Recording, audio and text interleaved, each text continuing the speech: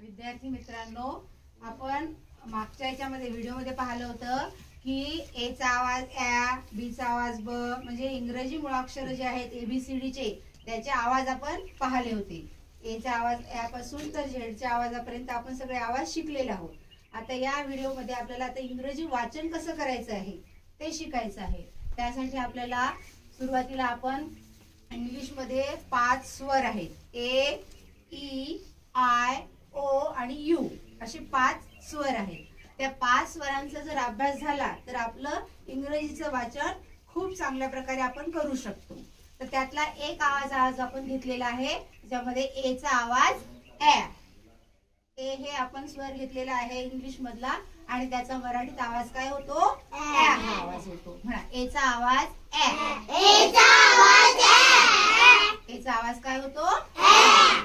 आता पहा, आपण हे जे मुळाक्षरांचे इंग्रजी मुळाक्षरांचे मराठीत आवाज पाहिले होते. बी चा आवाज ब, सी चा आवाज क, डी चा आवाज ड, एफ चा आवाज क, जी चा आवाज ग. ग.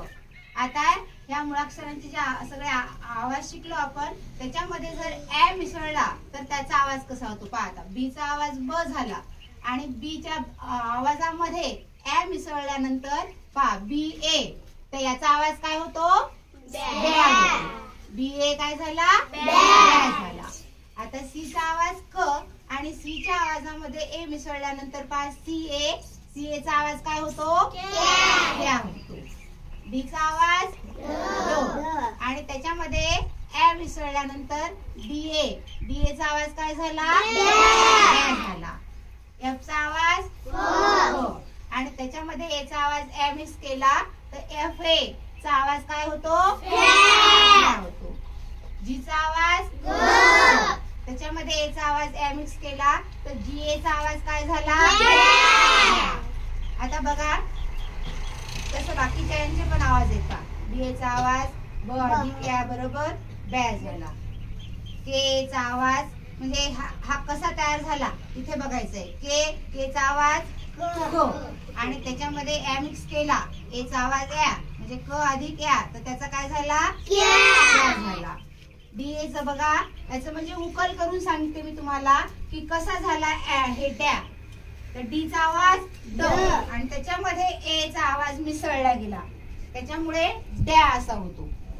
नंतर एफ चा आवाज फ आणि ए चा आवाज ॲ. एफ च्या आवाजामध्ये ॲ चा आवाज मिसळल्यानंतर झाला ॲ. जी चा आवाज ग आणि ए चा आवाज ॲ. तर जी आणि ए दोन्ही मिळून काय झाला मग? या. आता पी चा आवाज प आणि ए चा आवाज ॲ. मग पी ए काय झाला? प्या. एस चा आवाज ए चा आवाज आणि एस ए काय झाला मग? प्या. टी चा आवाज ए चा आवाज आणि टी ए काय झाला? झाला. वाय चा आवाज ए चा आवाज आणि दोन्ही वाय आणि ए मिळून काय झाला? तर ए लागल्यानंतर त्याचा काय होतो? ॲ असा आवाज येतो. म्हणजे जे काही अक्षर असेल त्याच्यामध्ये जवळ ए आला की तर के जवळ ए असेल तर क्या झाला, डी जवळ ए असेल तर डॅ झाला. मग असं याच्यावरून आपल्याला इंग्रजी वाचन करणं सोपं जातं. आता आपण याच्यातले काही शब्द पाहू. आता त्याच्यामध्ये तुम्हाला ते कसं वाचन करायचं ते लक्षात येईल. बघा आता आपण काय करणार, हे आवाज शिकला आणि आपण ॲ मिसळल्यानंतर काय होतो? के मध्ये ॲ मिसळल्यानंतर काय झालं? प्रत्येक याचा आपण शिकलो. आता याच्यावरून आपण या शब्दांचं वाचन करणार आहे. बघा आता हा शब्द आहे, 3 अक्षरी शब्द आहे ना हा इंग्लिश मधला, याचं वाचन आपण पटकन करू शकतो जर आपले आवाज पाठ झाले तर. आता पहा, वाचा, हा माझ्या मागे वाचा आहे बी ए टी. हा बी ए टी. आता बी चा आवाज काय झाला? ब झाला. झाला ब आणि ए चा आवाज काय सांगितलं मी तुम्हाला? तर आता बघा बी व त्या ब च्या डोक्यावर ॲ झाला, तर काय झाला आता हा? आणि टी चा आवाज तर काय शब्द याला कसं वाचू आपण? बॅट. म्हणजे हे बी आणि हा ॲ दोन्ही मिळून काय झालं हे ब्या झालं. आणि टीचा आवाज झाला टो, तो झाला बॅ टो. आता हे वाचा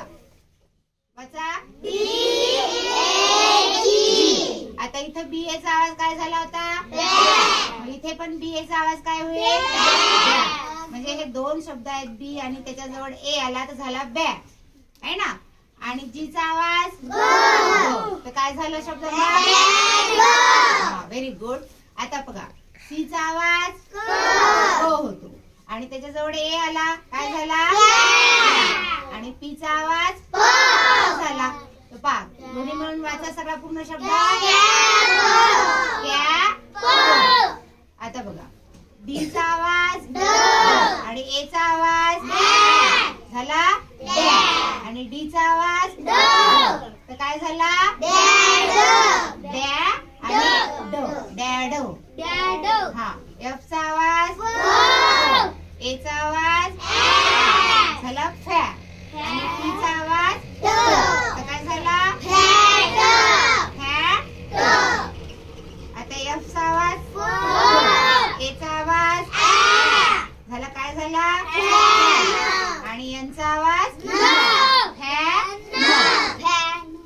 आता बघा एफचा आवाज एचा आवाज काय झाला आणि टीचा आवाज हा. आता हे वाचा जीचा आवाज ग एचा आवाज काय झाला दोन्ही मिळून पीचा आवाज. आता पूर्ण शब्द वाचा गॅप. याचा आवाज एचा आवाज आणि टीचा आवाज तर काय झाला आता हा वाचा एमचा आवाज एचा आवाज टीचा आवाज तर काय झाला हा. तर पीचा आवाज एचा आवाज दोन्ही मिळून काय झाला टीचा आवाज आता त्याच्यावरून आपण ह्या शब्दांचं वाचन करू. ठीक आहे. आता तुम्हाला याच्यामध्ये मी तुम्हाला मराठीत कसं वाचन करायचं शिकवलं होतं पण आता इथे मराठी मी लिहिलं नाहीये. तुम्हाला वाचता यावं म्हणजे हा आधार न घेता वाचता येते का यासाठी या ओळीमध्ये आपण लिहिलं नाहीये. आता बघा याचं वाचन करताना तुम्हाला वाचता यायला पाहिजे. हा आता बघा हे वाचा स्पेलिंग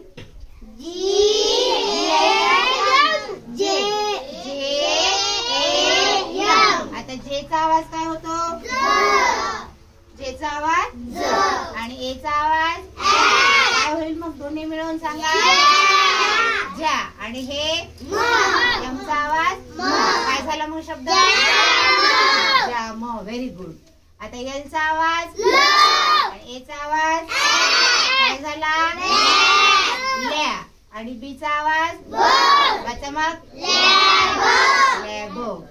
जीचा आवाज एचा आवाज काय झाला ल्या आणि पीचा आवाज दोन्ही तिन्ही काय झाला एमचा आवाज एचा आवाज काय झाला म्या आणि पीचा आवाज वाचा पूर्ण व्हेरी गुड. एमचा आवाज एचा आवाज काय झाला आणि यांचा आवाज पूर्ण वाचा. अरे वा छान. एलचा आवाज एचा आवाज काय झालं ल्या आणि पीचा आवाज वाचा पूर्ण लॅप. आता पीचा आवाज एचा आवाज काय झाला आणि यांचा आवाज वाचा. बघा आता आपण याचं वाचन केलं होतं. वाचा हा शब्द आता टीचा आवाज टीचा आवाज काय झालं टीचा आवाज आता पूर्ण वाचन करा. डब्ल्यूचा आवाज एचा आवाज काय झाला आणि यांचा आवाज काय झालं वाचन. आता हे व्या आणि हा डब्ल्यू ए आहे हे पण काय होईल मग व्या. आणि आता इथं एक्स आला तर वाचन करायचं याचं काय हा. आता हे वाचा यांचा आवाज एचा आवाज काय झाला आणि पीचा आवाज आता पूर्ण वाचा. आता समजलं कसं वाचन करायचं. मग मला आता ह्या ओळीचं वाचन कोण करून दाखवेल. हा ये संघर्ष हा हे करून हे याने वाचून दाखव मला आणि स्पष्ट मी जसं सांगितलं तसं सांग मला. हा हा हा सीचा आवाज हा शाबाश हा नाही जीचा आवाज ग आणि एचा आवाज ए तर काय होईल जी ए काय होईल ज्या नाही जीचा आवाज ग मग ग्या होईल ना हा गॅस. याचा आवाज हा हेड व्हेरी गुड. याचा आवाज स एचा आवाज काय झाला से आणि सीचा आवाज क से क हा हा शाबाश अरे वा व्हेरी गुड. आता ह्या ओळीचं वाचन कोण करून दाखवेल. हे आराध्या बस संघर्ष तू खाली बस. या ओळीचं वाचायचं हा. हे संघर्षाने वाचली. आता ही मी वाचून दाखवली तीच वाचून दाखव. हा जेचा आवाज काय झाला जेचा आवाज ज आणि एचा आवाज ए तर दोन्ही मिळून झाला जा. हा हा हा लॅब हा शाबाश हा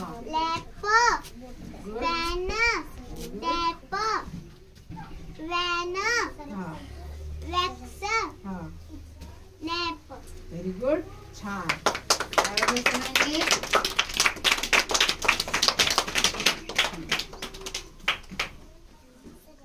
बघा आता तुम्हाला एच्या आवाज मध्ये ए मिक्स केल्यानंतर कसं वाचन करायचं समजलं.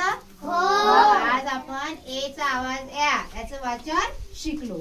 आता तुम्ही सारखं सारखं जर याचं वाचन केलं तर तुम्हाला हे शब्द वाचायला एकदम सोपे जातात आणि आपल्या मनामध्ये जी इंग्रजी वाचनाची भीती असते ती निघून जाते. ठीक आहे.